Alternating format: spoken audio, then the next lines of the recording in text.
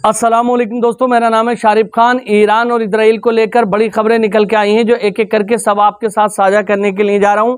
ईरानी supreme leader Ayatollah Khamenei के ऊपर भी इस समय सोशल मीडिया पर एक खबर वायरल है। उस खबर की सच्चाई आपको दिखाने वाला हूं।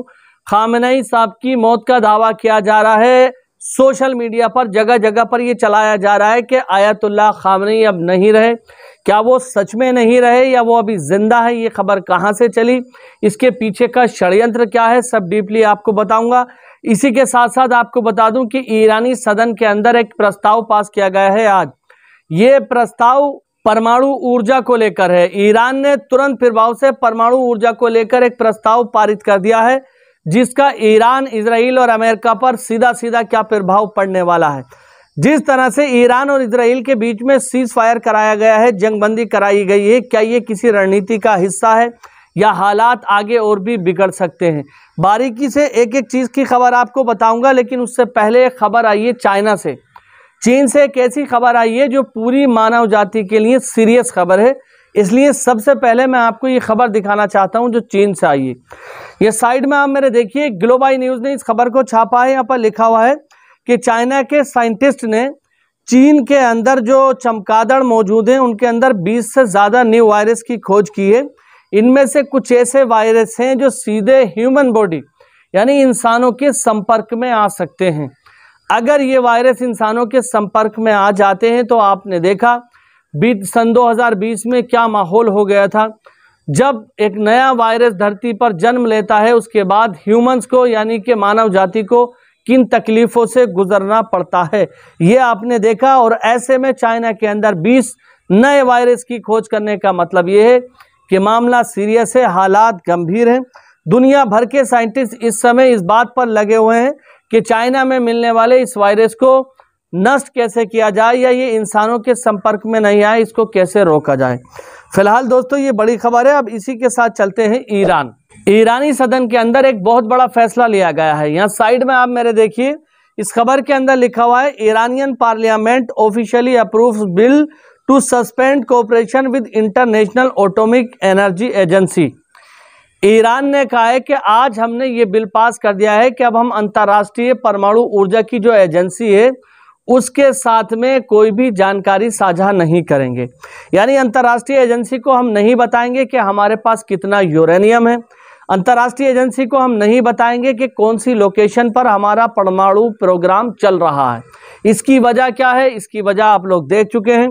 जिस तरह से अमेरिका B-2 बॉम्बर ने ईरानी परमाणु साइट को निशाना बनाया है, उन चीज़ों को मद्देनजर रखते हुए ईरान की तरफ से ये कदम उठाया गया है कि अब अंतर्राष्ट्रीय कानून के तहत जो अंतर्राष्ट्रीय परमाणु ऊर्जा एजेंसी बनाई गई है उसको भी अपनी सीक्रेट डेटा हम नहीं देंगे, नहीं बताएंगे कि हमारे अंदर क्या चल रहा है। इसी के साथ साथ आपको बता दूं कि सोशल मीडिया पर और बहुत सारे गोदी मीडिया के चैनल पर इस समय ये खबर चल रही है कि ईरानी supreme leader Ayatollah Khamenei dead हो चुके हैं, मारे जा चुके हैं, क्योंकि वो बाहर नहीं आ रहे हैं, उनके पास कोई भी इलेक्ट्रॉनिक डिवाइस नहीं है। दरअसल ईरानी विदेश मंत्री आराची ने हाल ही में रशिया का दौरा किया है और रशिया के दौरा करने के दौरान रूस के राष्ट्रपति व्लादिमीर पुतिन को ईरान के सुप्रीम लीडर द्वारा लिखी गई एक चिट्ठी दी है, जो चिट्ठी सीधे सीधे रशिया के प्रेसिडेंट को दी गई है। और उसमें बहुत सारी ऐसी चीजें लिखी हुई थी कि जिसको सिर्फ रशिया और ईरान के बीच में ही सीक्रेट रखा गया है। तो अब लोगों ने ये अंदाजा लगाया कि अगर आयतुल्लाह खामनेई जिंदा होते तो रूस के राष्ट्रपति से टेलीफोन पे बात करते। अब चिट्ठी लिखकर वहां को भेजने का क्या लॉजिक है? तो चिट्ठी लिखकर वहां पर भेजने का लॉजिक ये है कि आयतुल्लाह खामनेई किसी भी इलेक्ट्रॉनिक डिवाइस का इस्तेमाल नहीं कर रहे हैं। आप लोग जानते हैं कि लेबनान में क्या हुआ था। लेबनान के अंदर टेलीफोन, कंप्यूटर, पेजर, हर चीज को हैक करके उसके अंदर ब्लास्ट कर दिया गया था, जिससे लेबनान में काफी लोग मारे गए थे। तो उस सिक्योरिटी को, उन सारी चीजों को मद्देनजर रखते हुए आयतुल्लाह खामनेई कोई भी इलेक्ट्रॉनिक डिवाइस को इस्तेमाल नहीं कर रहे हैं। हाल ही में यह भी बताया गया था कि इजराइल में लगे हुए सारे CCTV कैमरों को ईरानी साइबर लोगों ने हैक कर लिया है और इजराइल की तमाम उन लोकेशंस को देख रहे हैं जहां पर उन्हें हमला करना है। तो आज के ज़माने में यानी मॉडर्न टाइम में सब कुछ संभव है टेक्नोलॉजी को लेकर। तो इसी चीज़ को मद्देनज़र रखते हुए आयतुल्लाह खामनेई इलेक्ट्रॉनिक डिवाइस का इस्तेमाल नहीं कर रहे हैं।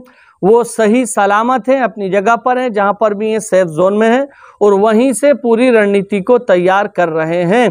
तो ये जो खबर चल रही है सोशल मीडिया पर या गोदी मीडिया पर कि ईरानी सुप्रीम लीडर अब नहीं रहे, ये सरासर झूठी खबर है।